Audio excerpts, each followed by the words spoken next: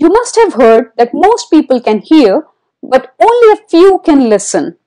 So let us understand the common mistakes the candidates do over the listening section of IELTS. To continue with what we were saying, there's a big difference between hearing and listening. Listening means paying attention to what is being spoken in order to understand the meaning of the words. Unlike hearing, where one has to just take note of the spoken word. In fact, those who do not differentiate between their hearing and the listening skills do especially bad on the multiple choice questions at the listening section. So make sure that you focus on the meanings also instead of just listening to the audios that are being spoken to you. Not reading directions in their totality also is a major mistake done by a lot of students I teach.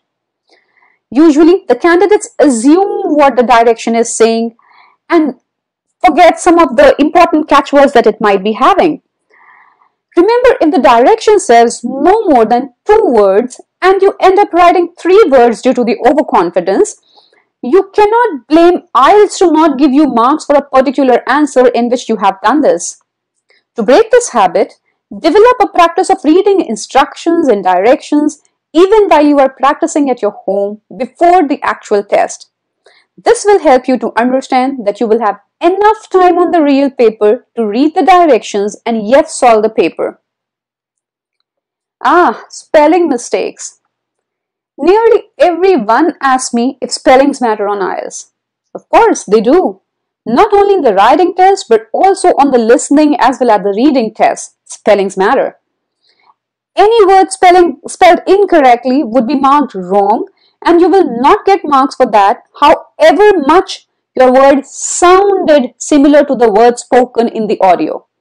So work on the spellings because they will help in listening, reading, as well as the writing tests of IELTS. Now, IELTS gives you some questions with answers ending S and ES. This means they expect you to give a plural word in answer. However, if you miss that S or ES, your answer will be marked wrong. Similarly, paying attention towards present, past or future tense and keeping it the same as that of the speaker in audio also makes your answers correct. Losing the focus. This happens with nearly everyone who takes IELTS, if not for a long time, at least for some seconds or minutes. Don't panic if it happens with you too. Maybe the audio has not really spoken anything related to the question you are worried about, thinking that you have missed it. Even if they have moved on, you cannot help yourself anyway by thinking about what could be the answer of the question you have missed. So the best and the only strategy to solve such questions is to move on. So do not lose heart if you have not been able to catch some of the answers correctly. May God forbid that is. At the same time, never leave any question unanswered. A blank means a definite 0 score on IELTS, while an incorrect answer still stands a chance of being right and getting you the score for the answer. Here, I would like to tell you that I don't mean a blank in the final answer sheet when you transfer the answer, I mean. I am here referring to the blank in the question paper when you're listening to the audio and you're filling the answers. If you miss a question and you think, I will remember it later, trust my experience, in all likeliness, you will not be able to remember it. Alright? Now, a majority of people do not use the time to look ahead, especially the time given between 2 sections.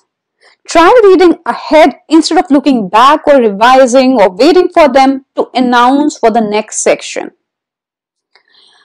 Following in trap of distractors can be dangerous for your score too. Usually, the distractors are when they speak something and they repeat that or they try to correct it. Usually they try to frame questions from there and these work as the distractors. So ideally you should not mark the answer for the first thing that you have listened. Rather, you should listen carefully, pay attention, stay patient and then answer. Lastly, be street smart, guys. They aren't here to help you. They are testing your listening skills. So remember that they can give you synonyms or similar words instead of exactly giving you questions on what they are speaking.